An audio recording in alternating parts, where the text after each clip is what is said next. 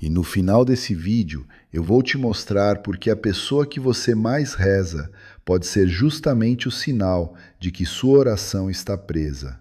Não por falta de fé, por excesso de amor mal direcionado. Fique até o final, porque essa revelação vai mudar o seu próximo terço. Você reza o terço há décadas, toda manhã, antes do café, antes de qualquer coisa. E mesmo assim, às vezes termina com a mesma sensação de peso com que começou, como se as palavras tivessem subido até o teto e voltado. Você nunca contou isso para ninguém, porque sente vergonha. Mas eu preciso te dizer algo que provavelmente ninguém teve coragem de te dizer ainda. Você pode não estar errando por falta de fé. Você pode estar errando por causa de 3 palavras que ninguém te ensinou a dizer. Meu nome é Padre Jonas, sou padre há mais de 20 anos e fui ordenado aqui em Minas Gerais, terra de santos, terra de gente simples com fé grande. Eu sempre fui cuidadoso com esse tipo de assunto. Não gosto de misturar espiritualidade com sensacionalismo, mas o que vou compartilhar aqui não é opinião minha. É o que os maiores santos e teólogos da Igreja documentaram ao longo de séculos.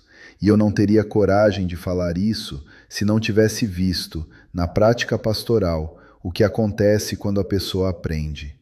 Cresci em Patos de Minas, e a imagem que nunca saiu da minha cabeça é da minha avó, Dona Zusa, acordando antes do sol. Ela não ia direto ao terço. Ela parava na frente da imagem de Nossa Senhora Aparecida, que ficava no cantinho da cozinha. Uma imagem pequenininha, de plástico, com uma fitinha azul desgastada de tanto tempo. E ela ficava parada, em silêncio, e falava baixinho 3 palavras antes de começar. Eu era menino e ficava olhando e não entendia. Achava que era coisa de velho, coisa de costume sem explicação. Levei anos para entender o que aquelas 3 palavras significavam. E quando entendi, entendi também porque o terço da minha avó, Dona Zusa, parecia ter um peso diferente do de todo mundo. Hoje eu vou compartilhar com você o que ela sabia sem ter estudado teologia. E vou fazer isso em 3 revelações. A terceira é a mais importante. Não pule.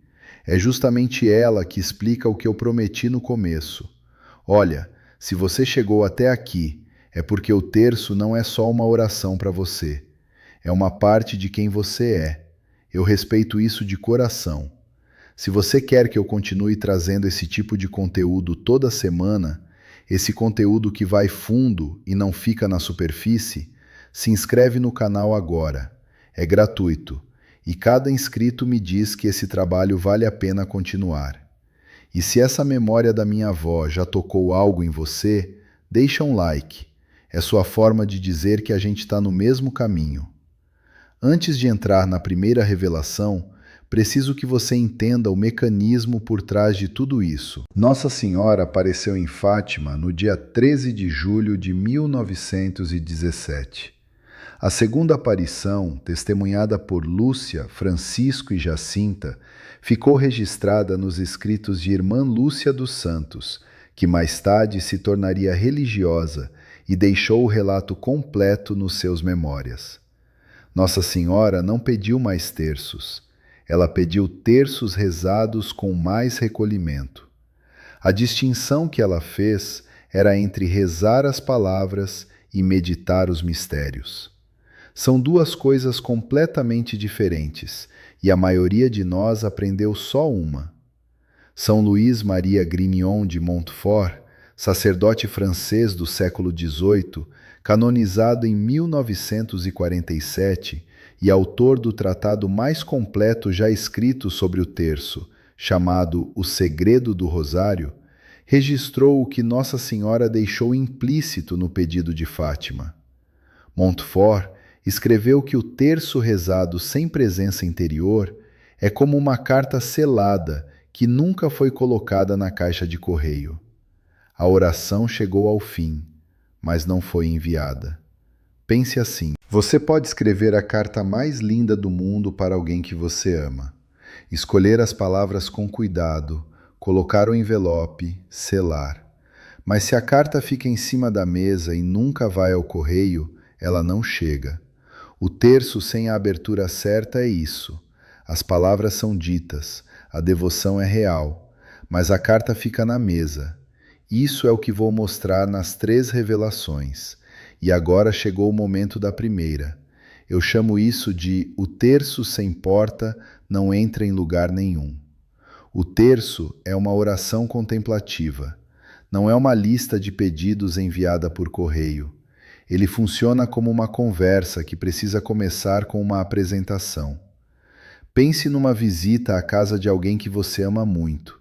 Você chega, mas em vez de bater na porta, entra pela janela. A presença física está lá, mas algo na relação foi desrespeitado sem querer. A oração sem abertura consciente é entrar pela janela no coração de Maria. Você está lá.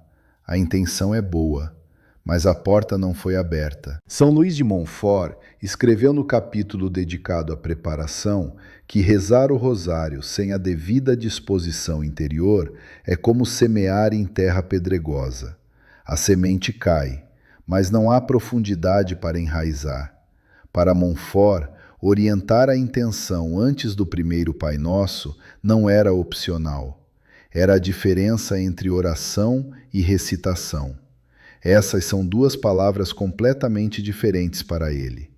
Numa catequese de adultos aqui na paróquia, uma senhora disse assim para mim: Padre, eu rezo o terço correndo, porque acho que se terminar mais rápido posso rezar outro. Ela rezava 3 terços por dia e sentia que Deus estava distante. 3 semanas depois de aprender a abrir o terço, ela voltou e disse uma coisa que eu nunca esqueci. Ela disse que aquele único terço pesou mais do que os 90 que ela tinha rezado no mês anterior. Então, quais são as 3 palavras? São estas: Maria, eu estou aqui. Não é fórmula mágica, é declaração de presença. Antes de dizer o credo, você para. 3 respirações lentas. Olha para a imagem ou para as mãos segurando o terço e diz em voz baixa: Maria, eu estou aqui. Depois diz o nome de quem você quer interceder. Não continua até sentir que a intenção assentou no coração. Isso leva entre 20 e 40 segundos. O que muda é simples. A oração deixa de ser automática e se torna um ato de vontade consciente. E é exatamente isso que a tradição contemplativa católica chama de oração verdadeira. Você vai pensar: mas padre, eu rezo assim há décadas e ninguém nunca me disse que estava errado. Ninguém disse porque a maioria aprendeu o terço como aprendeu a tabuada, de cor, sem explicar o porquê. Não é culpa sua, não é culpa de quem te ensinou, mas hoje você sabe, e saber muda tudo a partir de agora. Quero te apresentar alguém antes de ir à segunda revelação. Dona Conceição tem 69 anos. É de Pirapora, ali em Minas Gerais. Viúva há 7 anos, 3 filhos. O mais novo em São Paulo, que não dava notícia há quase 2 anos depois de uma briga por herança. Ela ia à missa todo domingo na igreja de Nossa Senhora das Graças. Rezava o terço às 6 da manhã, antes do café. Tinha um terço de madeira que foi da mãe dela. As contas estavam gastas de tanto uso, algumas sem o verniz, completamente lisas de tanto passar nas mãos. Ela tinha um detalhe que me chamou a atenção quando ela me contou. Ela tirava uma fotografia pequena do filho da carteirinha de documentos enquanto rezava o terço. Colocava a foto na frente da imagem de Nossa Senhora Aparecida, que ficava na mesinha de cabeceira. Todo dia, por 2 anos, mandou 3 missas pelo filho. Pediu intercessão numa missa de cura. Ligou 2 vezes para ele. Ele atendeu uma, foi frio, disse que estava bem e desligou. Ela ficou 15 dias sem rezar o terço depois disso. a primeira vez em 32 anos. Depois da missa um domingo, ela me parou no corredor e disse com uma voz cansada: Padre, eu rezo por ele todo dia, mas parece que minha oração não tem força. Será que Deus não ouve mãe com filho teimoso? Essa pergunta de Dona Conceição me levou direto à segunda revelação, porque o problema dela não era a falta de força, era a arquitetura interior da oração. Eu chamo isso de a devoção que parece fé, mas está bloqueando a graça. Existe um padrão que eu chamo de terço-barganha. Ele é devastador exatamente porque parece virtude. É quando a pessoa reza o terço com uma condição interior não declarada. Se eu rezar hoje, meu filho vai mudar. A oração vira contrato. E quando o contrato não é cumprido, quando o filho não muda, quando a doença não passa, a fé começa a rachar por dentro. O problema não é a petição. O problema é a arquitetura interior da oração. Rezar para conseguir, em vez de rezar para se unir. É como abrir uma torneira esperando suco de laranja. A torneira é real, a água é real. Mas a expectativa errada transforma a água em decepção. Santa Teresa de Ávila, doutora da Igreja e reformadora do Carmelo no século XVI, escreveu no Livro da Vida, capítulo 8, que a maior armadilha da oração vocal é usar a boca enquanto o coração está negociando com Deus, em vez de se abandonar a Ele. Ela chamava isso de oração de mercadores. Não porque seja errado pedir, mas porque quando o pedido vira condição, a oração perde sua natureza e vira pressão sobre Deus. Dona Conceição estava nesse padrão sem saber, e ela não estava sozinha. Uma senhora de 68 anos me disse numa confissão que tinha parado de rezar o terço por 6 meses, porque tinha rezado 40 dias seguidos pelo marido doente, e ele morreu assim mesmo. Ela achava que Nossa Senhora a tinha abandonado, mas o que tinha quebrado não era a fé dela, era o contrato que ela tinha construído sem perceber. A instrução prática para essa revelação é uma mudança de 3 palavras na sua intenção. Em vez de dizer, eu peço que meu filho volte, você diz, Maria, eu coloco o nome da pessoa nas suas mãos. Não sei o que é melhor para ele, mas você sabe. Reze com minha voz. Essa mudança transforma a arquitetura interior da oração, de contrato para abandono. Muitos que fizeram isso relataram que a paz na oração voltou antes de qualquer resultado externo mudar. Você vai pensar, mas então não adianta pedir nada? Adianta e muito. Jesus mesmo disse, pedi e recebereis. A diferença não é entre pedir e não pedir. É entre pedir como filho que confia e pedir como cliente que exige. O filho pode pedir tudo, mas entrega o resultado nas mãos do pai. Não é sua culpa. Ninguém te ensinou a diferença entre pedir como filho e pedir como cliente. Mas hoje você sabe, e isso muda tudo a partir do próximo terço. Agora chegamos ao que eu prometi no início. Esta é a terceira revelação, a mais importante. E ela vai explicar por que a pessoa que você mais reza pode ser justamente o sinal de que sua oração está presa. Eu chamo isso de o sinal de que sua oração está sendo interceptada.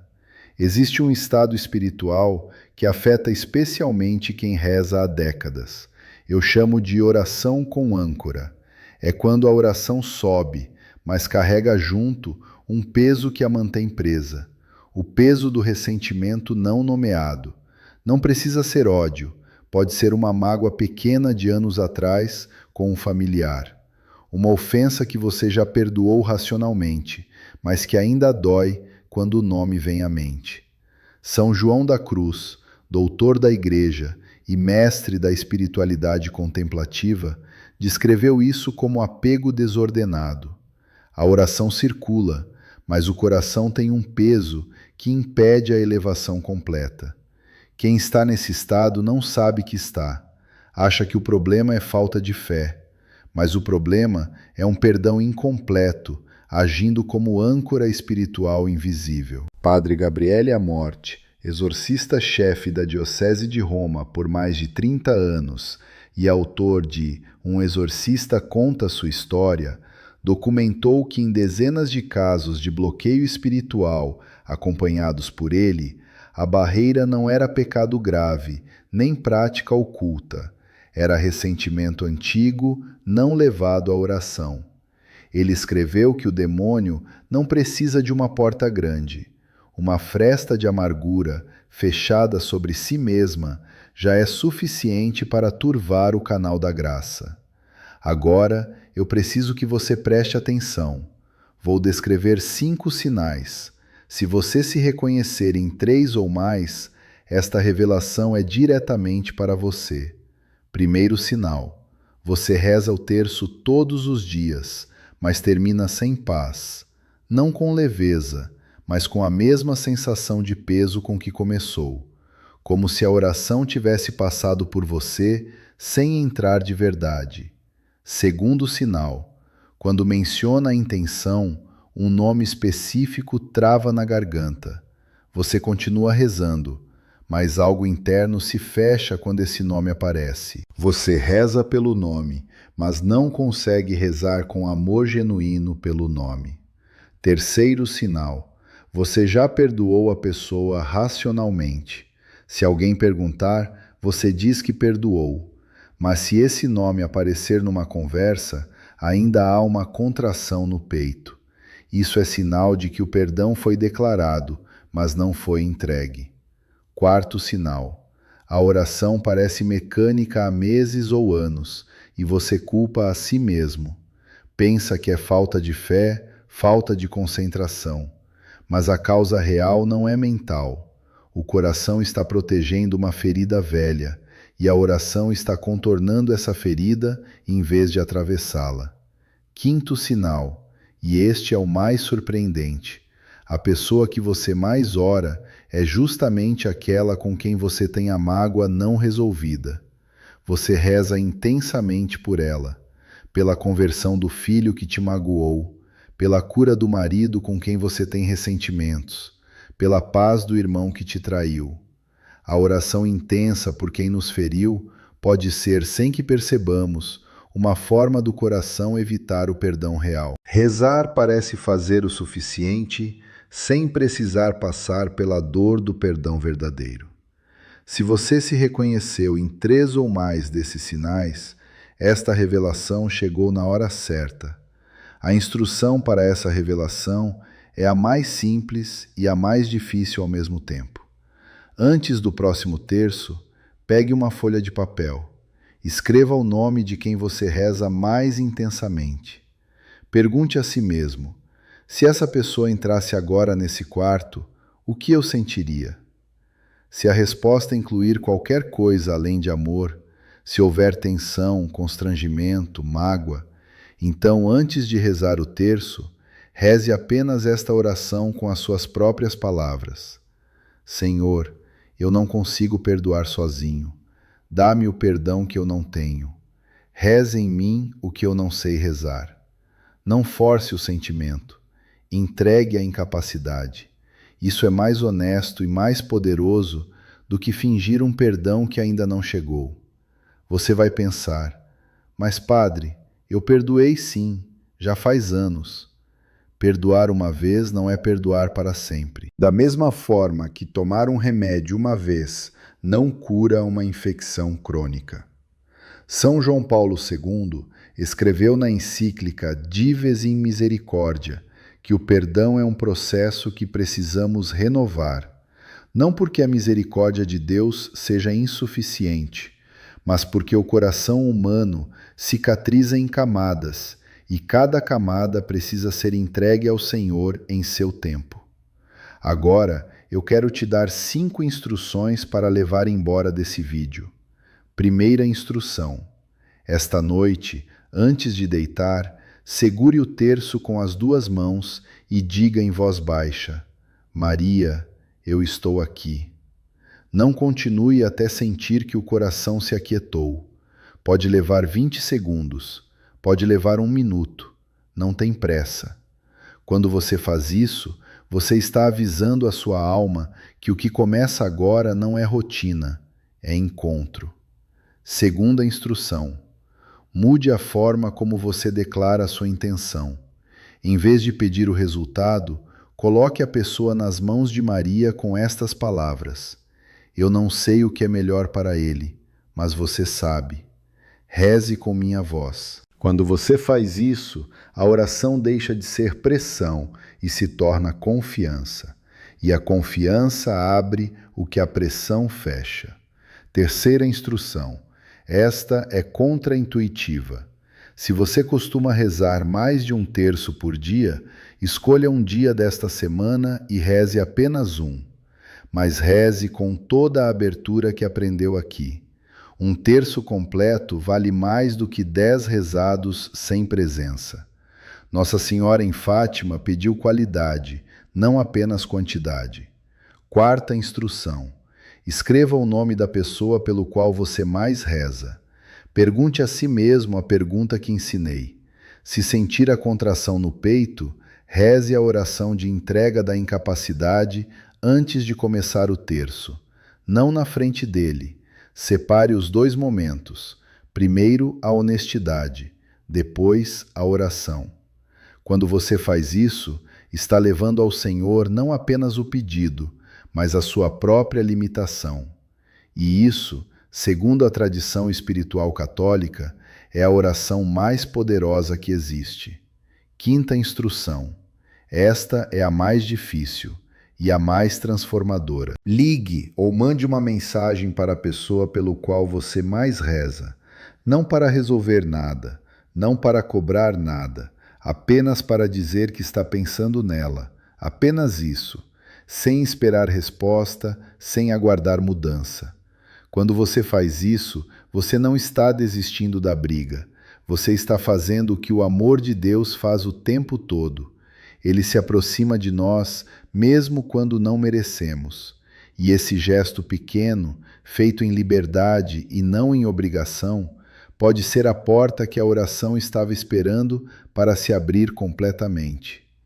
Dona Conceição voltou à paróquia 3 semanas depois de receber o que você recebeu hoje. Disse que na segunda semana o filho tinha ligado, sem motivo aparente, só para perguntar como ela estava. Ela não sabia dizer se foi resultado direto, mas ela disse uma coisa que eu não esqueço mais. Ela disse: Padre, pela primeira vez em 2 anos, eu terminei o terço com paz. Mesmo sem ele ter ligado ainda, eu tinha paz. Isso nunca tinha acontecido.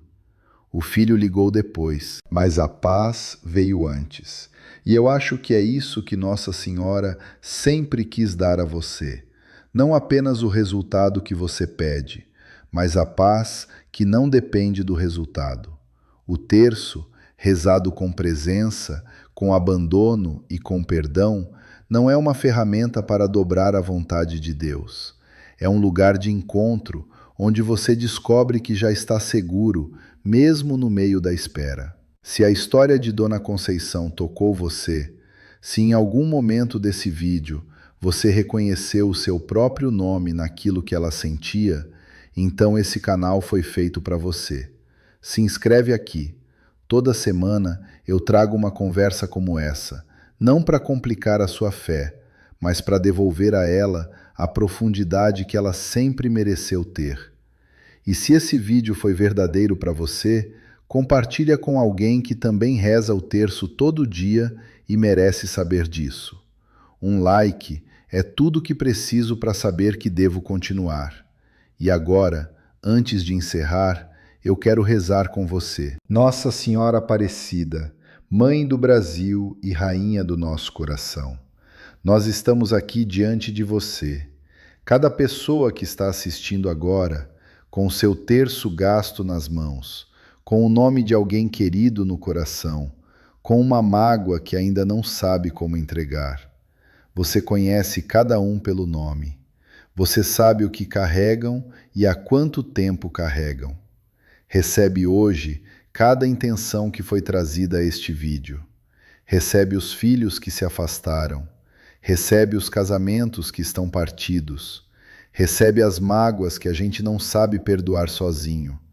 E onde não há força para perdoar, reza você, mãe, porque você sabe rezar o que nós não sabemos. Nós não sabemos o que é melhor, mas você sabe, e confiamos. Em nome do Pai, do Filho e do Espírito Santo. Amém. Que Deus te abençoe, que Nossa Senhora te cubra com o manto dela, e que você durma essa noite um pouco mais leve do que estava antes de começar esse vídeo.